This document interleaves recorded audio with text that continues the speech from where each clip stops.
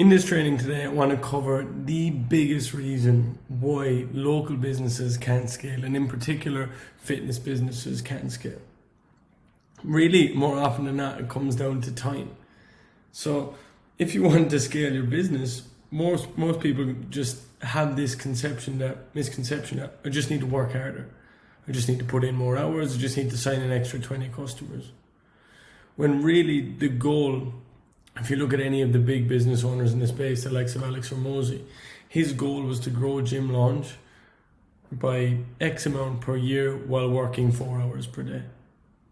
So it wasn't just to grow and just by simply doing more that it will result in more revenue.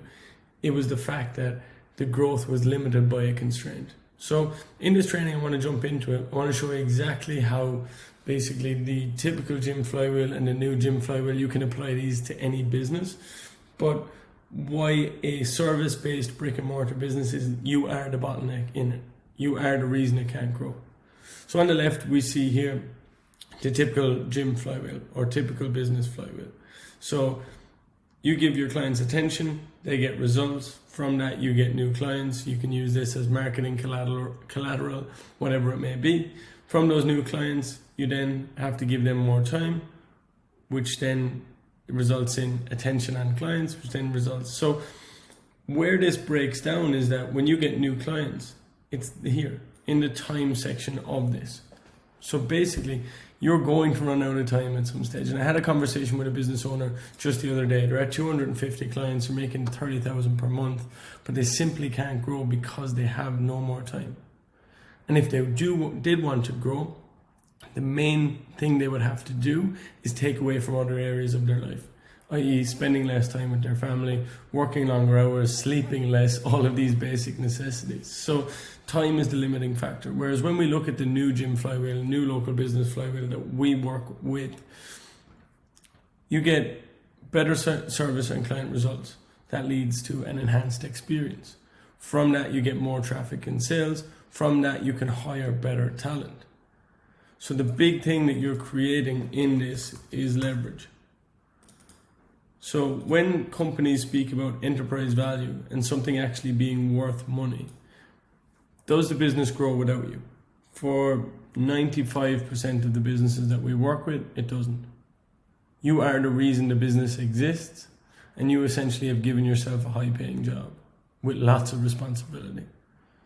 So if we look at the three main reasons when it comes to scaling, why people struggle, the negative flywheel, which leads to a yo-yo effect. So let's say you do 25K per month, you put in this extra effort for 2 months, and then as a result of that, the business grows to 30K, but then as a result of that, client experience suffers, and then you end up going back down to 22, only to build it back to 25, and you find this yo-yo effect, and you find yourself just settling somewhere in the middle because you're afraid to go down that rushed, busy route, overworked, poor client experience, lots of problems.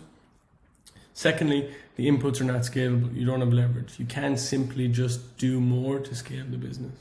So time is a finite input. Whereas if we can look at media, software, code, capital, all of these things that we can use to scale the business, that does not rely on you. And I want to show you an example in a second of Equinox, who are a gym in the US, now in the UK also, who do 8.2 billion per year in the fitness industry. So thirdly, there's no path to follow when it comes to building an infrastructure that works for them rather than hinges on them. Your business hinges on you. Your business doesn't flourish without you.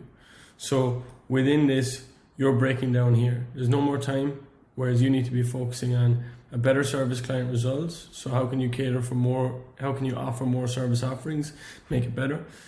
And then as a result of that, hire better talent, which carry out the service better than you, which ultimately allow you to step back from the business. So to highlight this, I want to break down Equinox, the business. So Equinox as a business does 8.2 billion per year in revenue, which, as we can all agree, isn't a bad sum at all. But when you look at what actually the business is based on, it's based on all of the fundamentals of the flywheel that we try to implement in local businesses. So the biggest sign of leverage in this business is they've got 18,000 employees across their multiple locations, but an average revenue per employee of 450k. And this is obviously an estimate, but we can see here Equinox peak revenue was 8.2 billion in 2022. Equinox has 18,000 employees and the revenue per employee ratio is 455,555.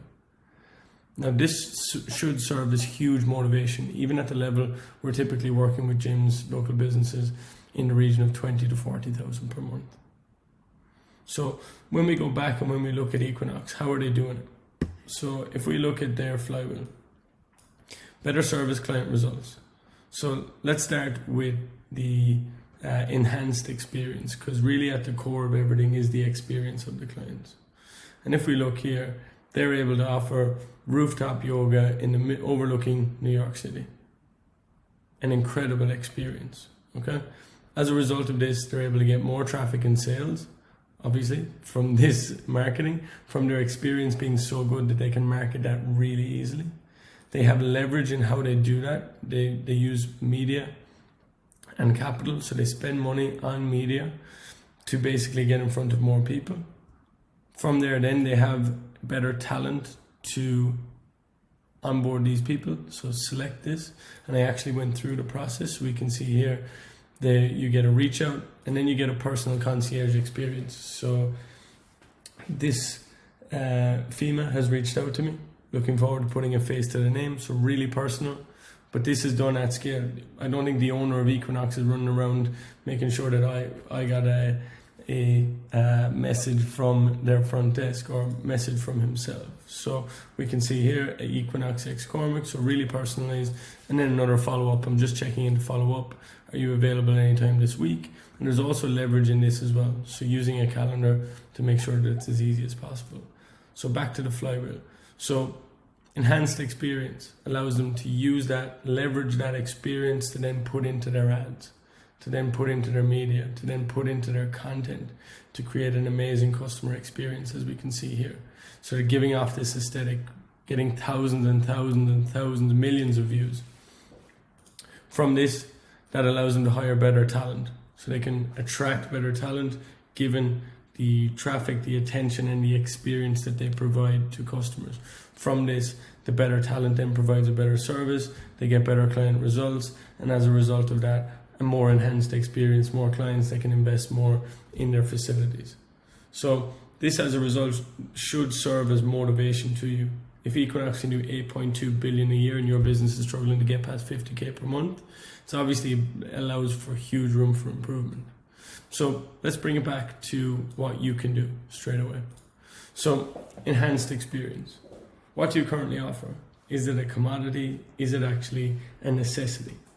If you offer one-to-one or small group personal training, let's say for instance, and you charge 150 per month, there is nothing stopping someone coming in next door to you, opening up, and basically there is no moat. So if you try to emulate what Equinox do, and this is why I put a circle around this flywheel, if you try to emulate what Equinox has done, you're going to find it really difficult.